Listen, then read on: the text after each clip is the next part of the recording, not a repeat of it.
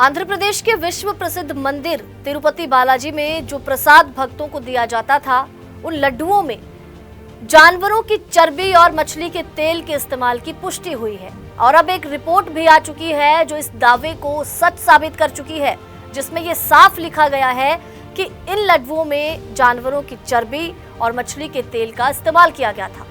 लाखों करोड़ों श्रद्धालुओं के साथ, उनकी आस्था के साथ ये एक बड़ा खिलवाड़ है कि मंदिर में जो लड्डू मिलते हैं उनमें इस तरह से मांस का इस्तेमाल हो, बीफ फैट का इस्तेमाल हो और उसमें फिश ऑयल का इस्तेमाल हो, पिग ऑयल का इस्तेमाल हो। आप सोचिए कितनी शर्मनाक ये बात है। और करोड़ों हिंदुओं की आस्था के साथ खिलवाड़ का ये मामला जब सामने आया तो लगातार इस मामले को लेकर तमाम विपक्षी दलों की ओर से भी बयान सामने आए हैं। और एक रिपोर्ट जो आई है वो अब ये खुलासा करती है कि ये बात सच है, जो लड्डू प्रसाद के तौर पर तिरुपति मंदिर में दिए जाते रहे उनमें इस तरह से ये सारी सामग्रियां पाई गई, जो हिंदुओं की आस्था को ठेस पहुंचाने के लिए एक बड़ा कारण है।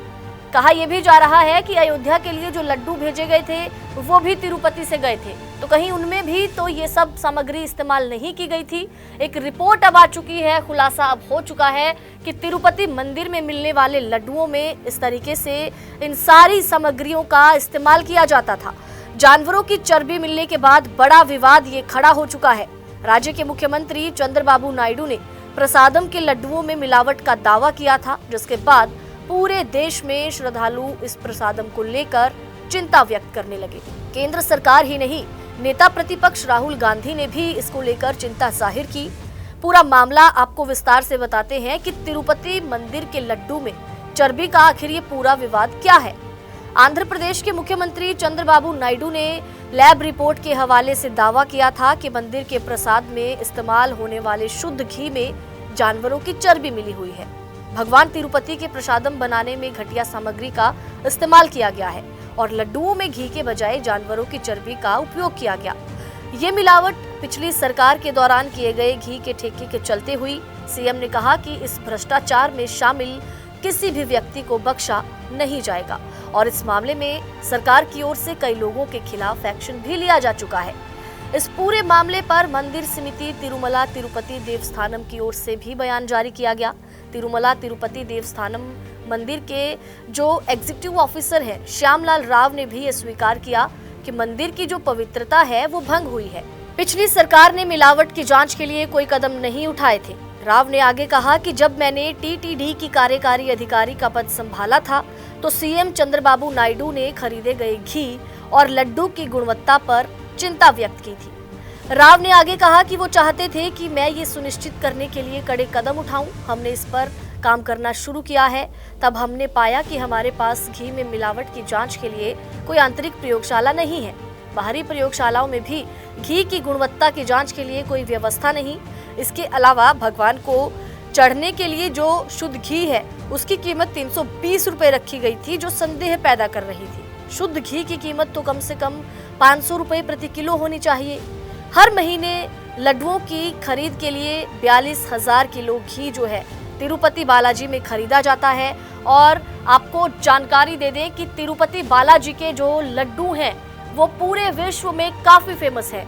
ये प्रसाद काफी फेमस है और हर महीने हजारों लीटर घी जो है इसी लड्डुओं के प्रसादम को तैयार करने के लिए इस्तेमाल में लाया जाता है। मंदिर प्रशासन हर रोज शुद्ध घी के साथ 3.5 लाख लड्डू तैयार करता है। इन लड्डुओं को बनाने में शुद्ध बेसन की बूंदी, चीनी, काजू और शुद्ध घी का इस्तेमाल होता है और यही लड्डू तिरुपति मंदिर का मुख्य प्रसाद होते हैं। मंदिर के प्रसाद को बनाने के लिए मंदिर हर साल करीब 5 लाख किलो और हर महीने 42,000 किलो घी तिरुमला तिरुपति देवस्थानम की ओर से खरीदता है। और इस घी की खरीद के लिए मंदिर प्रशासन एक टेंडर भी जारी करता है। अब आपको बताएंगे कि आखिर इस पूरे मामले का खुलासा कैसे हुआ। तिरुपति बालाजी मंदिर में जो ये प्रसादम में इस तरह की सामग्री का इस्तेमाल और मिलावट का पता चला, वो आखिर कब चला। आंध्र में जून में सत्ता परिवर्तन हुआ था, जिसके बाद चंद्रबाबू नायडू की पार्टी सत्ता में वापस आई। मुख्यमंत्री का पद संभालने के बाद चंद्रबाबू नायडू ने मंदिर के लड्डुओं में मिलावट की आशंका को जाहिर किया, जिसके बाद मंदिर प्रशासन ने सप्लाई किए गए घी के सैंपल लेकर जांच के लिए गुजरात की डेयरी विकास बोर्ड की lab centre of analysis and learning in live stock and food यानी कि CLF को भेज दिए, जिसके बाद लैब की रिपोर्ट में ये चौंकाने वाले खुलासे हुए।